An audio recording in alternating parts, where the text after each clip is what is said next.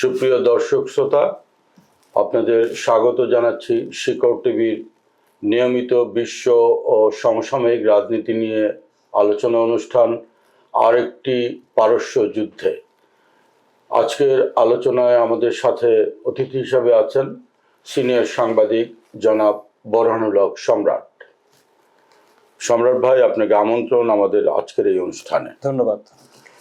আপনারা ইতিমধ্যেই জেনেছেন আজ পঞ্চম সপ্তাহ অতিবাহিত হতে যাচ্ছে ইরান ভার্সেস আমেরিকা এবং ইসরায়েলের যুদ্ধ, যেখানে সমস্ত মানবতার সকল কিছুকে বৃদ্ধাঙ্গুলি দেখিয়ে আমেরিকা এবং ইসরায়েল একচেটিয়া ইরানের উপরে হামলা করে যাচ্ছে এবং এই হামলার ফলশ্রুতিতে বিশ্ব বিবেকের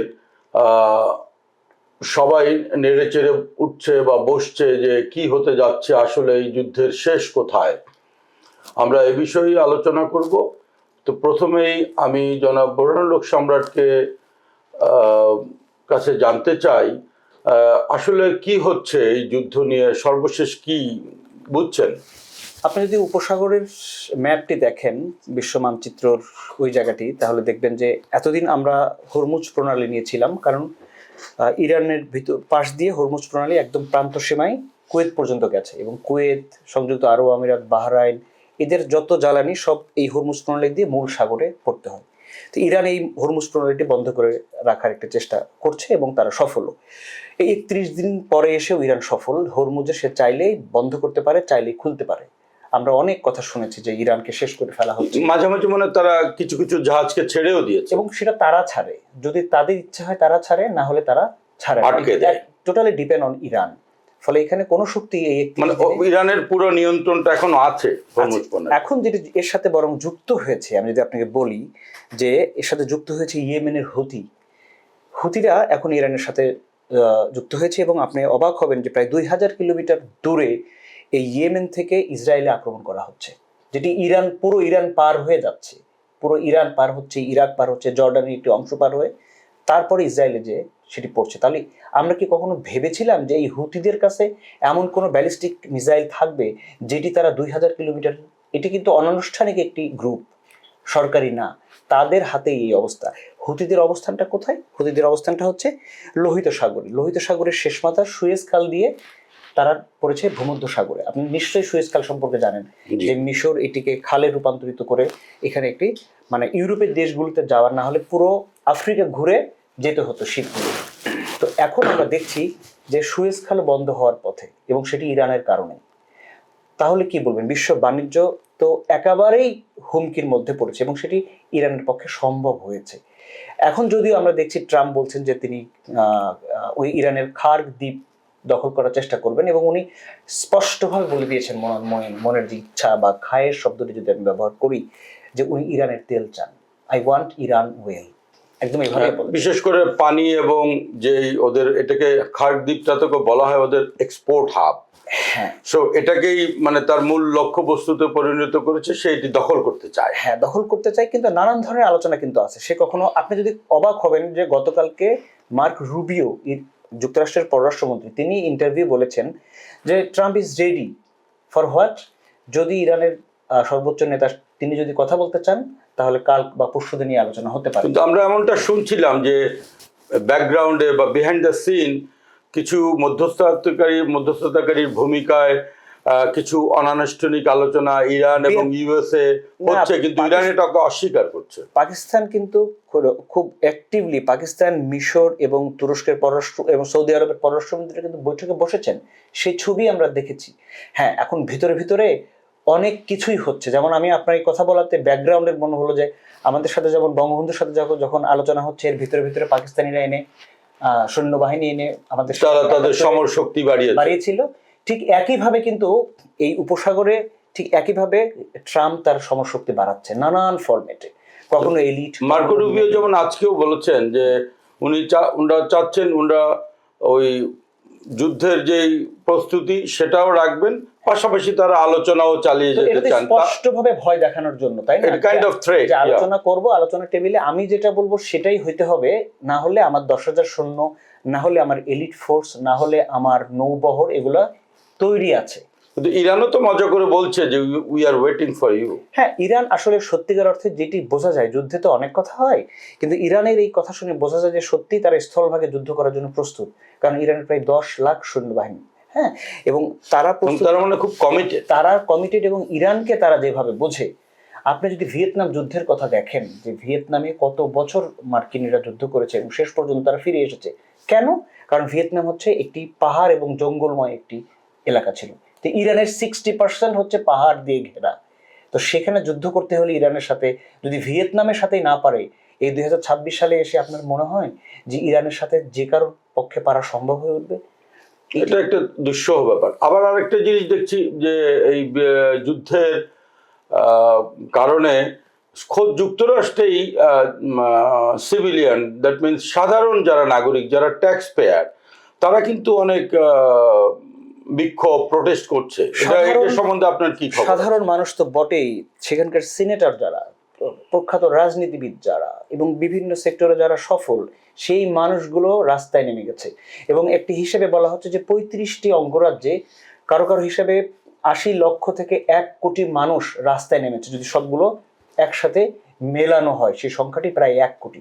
তো 1 কোটি মানুষ যদি সত্যিকার অর্থেই প্রতিবাদ জানান, তারা যদি এই যুদ্ধ বন্ধের কথা বলেন, আমি বুঝতে পারি না তখন ওই শাসকের পক্ষে কিভাবে সেই যুদ্ধ চালিয়ে যাওয়া সম্ভব। ফলে নানান ধরনের তৎপরতাই চলছে, ট্রাম্প যতই মুখে অস্বীকার করুক। এবং আপনি আপনি জানেন ট্রাম্প এদেরকে কি বলছে, যারা এই তার দেশে বিক্ষোভ করছেন, ট্রাম্প তাদেরকে বলছেন যে এরা একদম পেইড প্রফেশনাল এজিটেটর, তাদেরকে ভাড়া করে আনা হয়েছে। তার মানে কানাডা যুক্তরাষ্ট্রে যেই বিষয়টা আছে, যে চার্টারটা আছে বা হিউম্যান রাইটস চার্টার যেটা আছে, যে আমার এখানে ফ্রিডম অফ এক্সপ্রেশন আছে, ফ্রিডম অফ অ্যাসোসিয়েশন আছে, ফ্রিডম অফ স্পিচ আছে।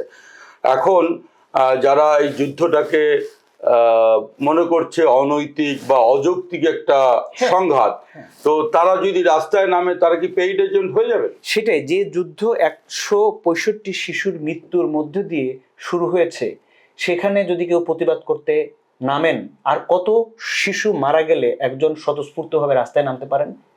This is enough.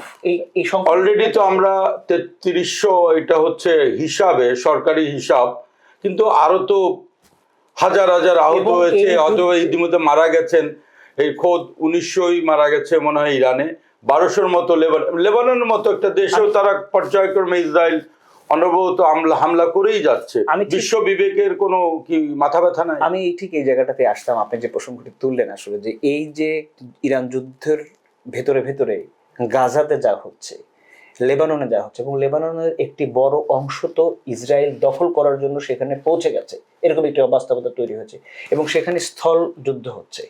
এবং এর মধ্যেও আপনি দেখেন যে এই শক্তি তারা কোথায় পায় আমি বুঝি না। এর মধ্যেও হিজবুল্লাহরা ইরানে, এই ইসরায়েলের বিভিন্ন শহরে তারা রকেট করছেন, এবং তারা তাদের মৃত্যুকে একেবারে নিশ্চিত মেনে এই যুদ্ধটি করছেন বলে আমার কাছে মনে হয়। যেমন আপনি যদি হুতিদের ছবি দেখেন, যে তারা খালি হাতে খালি অস্ত্র নিয়ে ঘুরছে, তারা বলছে যে না, এখন এই যুদ্ধ যিনি শুরু করেছেন, এই যুদ্ধ তাকে শেষ করতে হবে।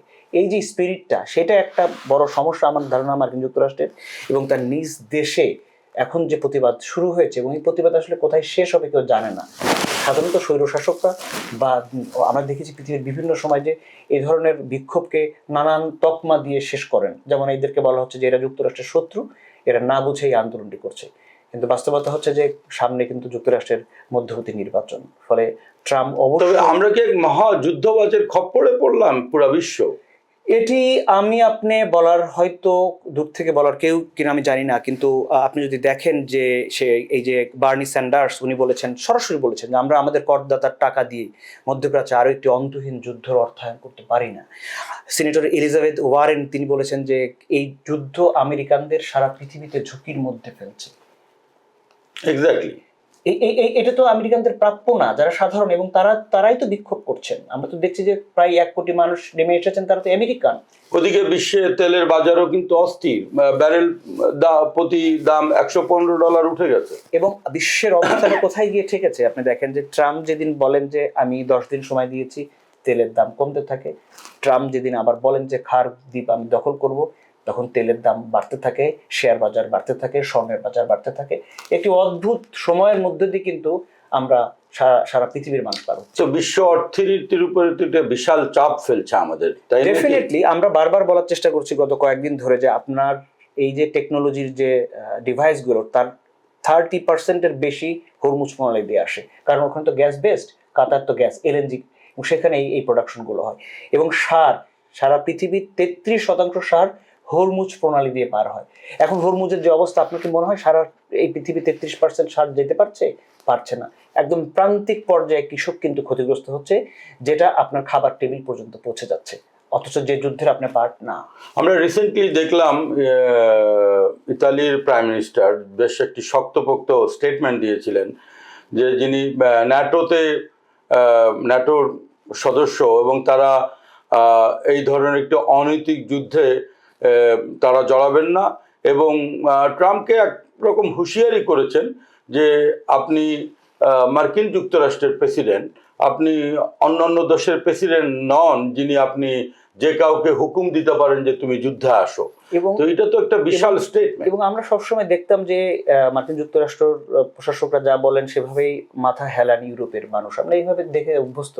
কিন্তু দেখেন, আপনি ইতালির কথা বললেন, গতকালকে ব্রিটিশ প্রধানমন্ত্রী স্টারমার তিনি স্পষ্ট করে বলেছেন যে আমাদেরকে টেনে হিচড়ে এই যুদ্ধে জড়ানোর চেষ্টা চলছে, কিন্তু কোনোভাবেই আমরা এই যুদ্ধের অংশ না, আমরা এই যুদ্ধে অংশ নেব না।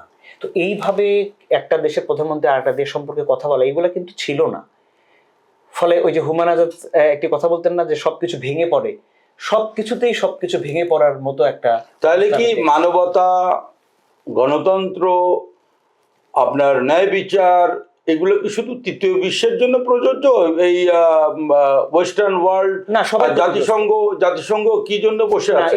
এই যুদ্ধে সবাই ক্ষতিগ্রস্ত হচ্ছে, এবং কেউ এই যুদ্ধের বাইরে থাকার চেষ্টা করলেও সে পারার কোনো সুযোগ নেই। তো জাতিসংঘের তো কোনো কার্যকর ভূমিকা দেখছি না। জাতিসংঘের সেক্রেটারি জেনারেল তো বোবা হয়ে বসে আছে। না, তারা মাঝে মধ্যে কিছু স্টেটমেন্ট দেন, কিন্তু এর বাইরে জাতিসংঘ তো সবাইকে নিয়ে শক্তিশালী হওয়ার কথা। যখন অক্ষ শক্তিগুলো নানানভাবে নিজেদের ছোট ছোট স্বার্থে নিজেরা এক হয়ে আছে, তখন জাতিসংঘ আর অ্যাক্ট করতে পারে না। এটি হচ্ছে বাস্তবতা।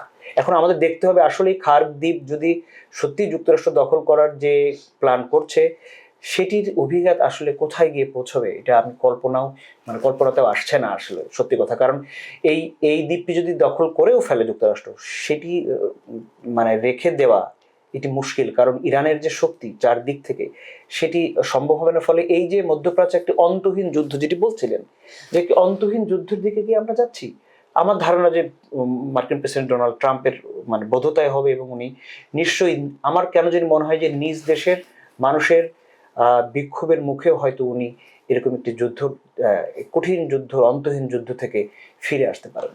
ইমাম খামেনি 2001 সালে একটা ভবিষ্যৎবাণী করেছিলেন। উনি বলেছিলেন ভবিষ্যতে ইরানের সাথে আমেরিকার একটা যুদ্ধ হবে, সেই যুদ্ধে প্রচুর ক্ষয়ক্ষতি হবে, এবং সর্বশেষ ইরানই এতে বিজয়ী হবে, এবং আমেরিকা সারা বিশ্বে যে তার ক্ষমতা, যে একছত্র আধিপত্য, সেটা অনেকাংশে খর্ব হবে। সেই সম্ভাবনা দেখছেন কি? আমি এখানে এই কথাটি সম্পর্কে বলতে চাই যে এই বিজয় হচ্ছে খুবই আপেক্ষিক বিষয়। এই বিজয় আপনার কিভাবে দেখছেন সেই দৃষ্টিভঙ্গির উপরে নির্ভর করবে, এটি কি বিজয় নাকি পরাজয়। কিন্তু সাধারণ মানুষ, শিশুরা যেভাবে মারা যাচ্ছে, সেই জায়গাটিতে যদি আপনি দেখেন, একটি অমানবিক বিশ্ব আমরা তৈরি করে ফেলছি।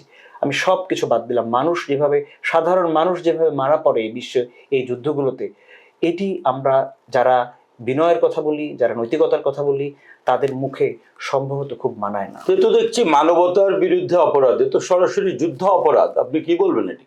না, এটির নানান ধরনের আদালত রয়েছে, অনেক বিষয় রয়েছে, সেখানে হয়তো কেউ না কেউ কোনোদিন বলবেন। কিন্তু আমরা মনে করি যুদ্ধ কেউই চায় না, যুদ্ধ থামা উচিত এবং অবিলম্বে থামা উচিত। কারণ যে যুদ্ধের অভিঘাত সারা পৃথিবীর মানুষের উপরে পড়ে, এবং যে মানুষগুলো কোনোভাবে এই যুদ্ধের অংশ হতে চায় না, তাদের ঘাড়ে যখন পড়ে, সেই যুদ্ধ অবিলম্বে থেমে যাওয়া উচিত। কারণ আমরা দেখি যে প্রথম মিসাইল অ্যাটাকে যে স্কুলটার উপরে মিসাইলটা পড়লো, যে 165 জন ছাত্রছাত্রী, ছোট বাচ্চারা নিহত হলেন, তাদের কি অপরাধ? তারা তো গিয়েছিল স্কুলে পড়বে, তারা হেসে খেলে বেড়াবে, তারা বাসায় আসবে, রাইট? তো তারা তো আর ইমাম আয়াতুল্লাহ খামেনির ক্ষমতার অংশীদার না, বা তারা তো এই যে এই অপরাধটা তো একটা বিশাল। এবং আপনি মজার বিষয় দেখবেন, এই হত্যাকাণ্ডের পরে, এই অ্যাটাকের পরও বিশ্বের বড় বড় বাঘা বাঘা রাজনীতিবিদ বা রাষ্ট্রপ্রধানরা কিন্তু মুখটা খুললো না। হ্যাঁ, আরেকটি বিষয় আমি এই সুযোগে, যেহেতু আপনি শিশুদের কথা বলছিলেন, যে ইরানে কিন্তু 28শে ফেব্রুয়ারির পর থেকে ইন্টারনেট সেবা একদম বন্ধ, একেবারে 98% বন্ধ। 2% তাদের সরকারি কাজকর্মের জন্য তারা খোলা রাখে, আর খুবই মোর প্রিভিলেজ পার্সনকে তারা সেই সুবিধা দেয়।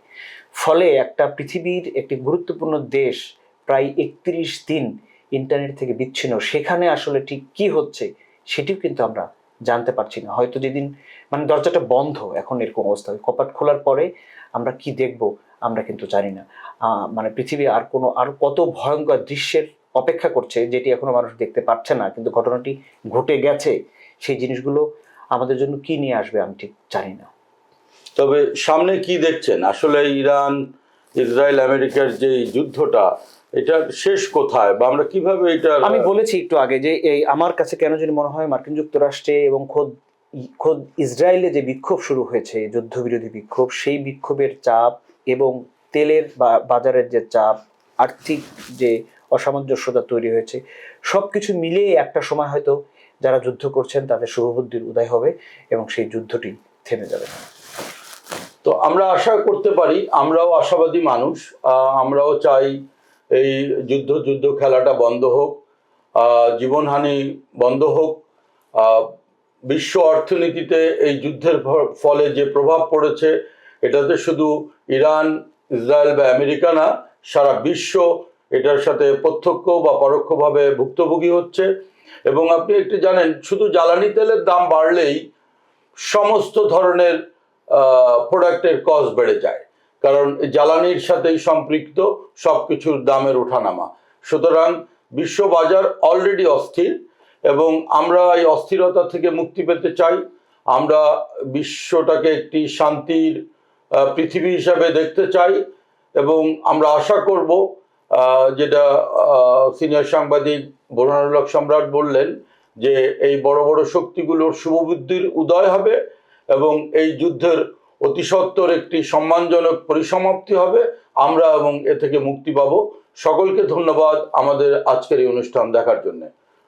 ভালো থাকবেন।